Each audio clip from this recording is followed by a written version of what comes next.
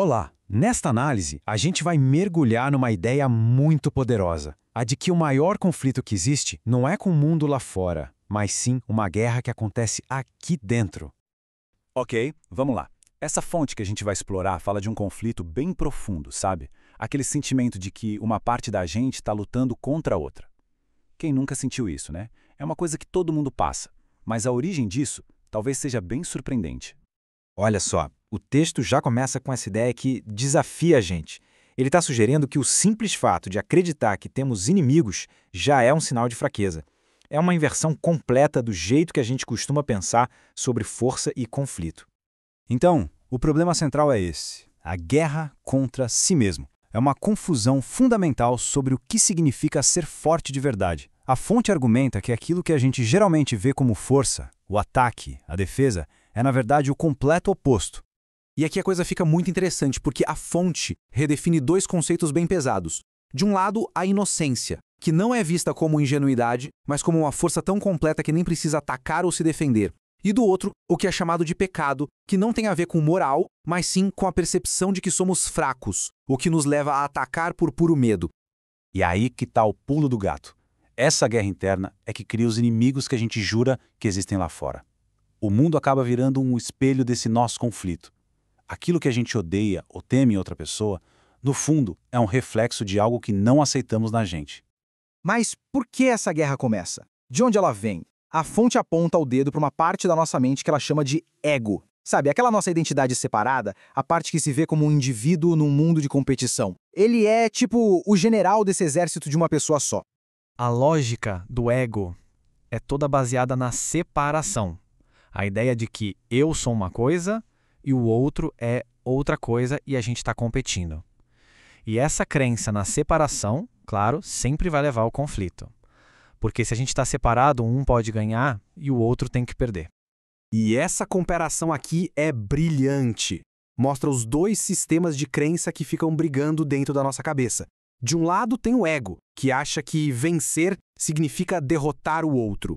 Do outro, o que a fonte chama de verdade, a consciência de que está todo mundo junto e que atacar alguém é, no fim das contas, atacar a si mesmo. São duas lógicas que não têm como coexistir.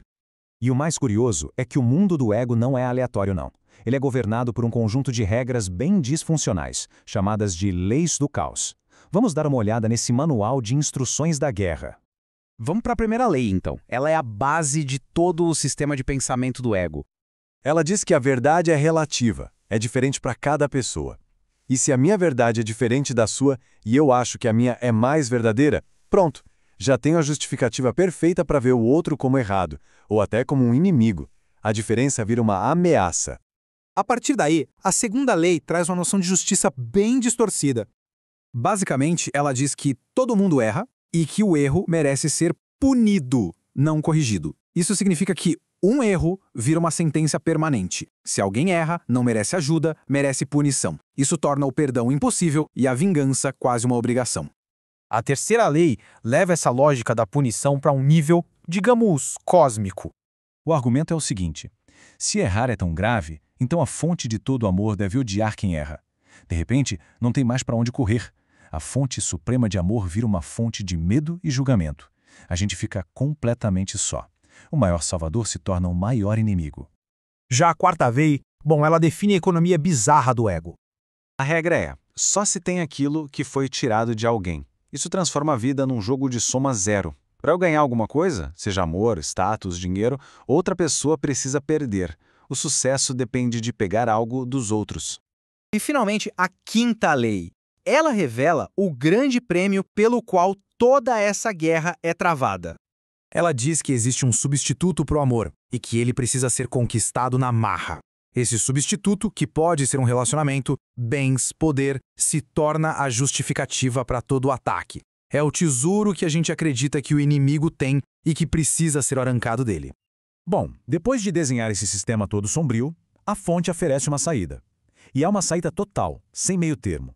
A questão não é aprender a lutar melhor, mas sim parar de lutar de uma vez por todas.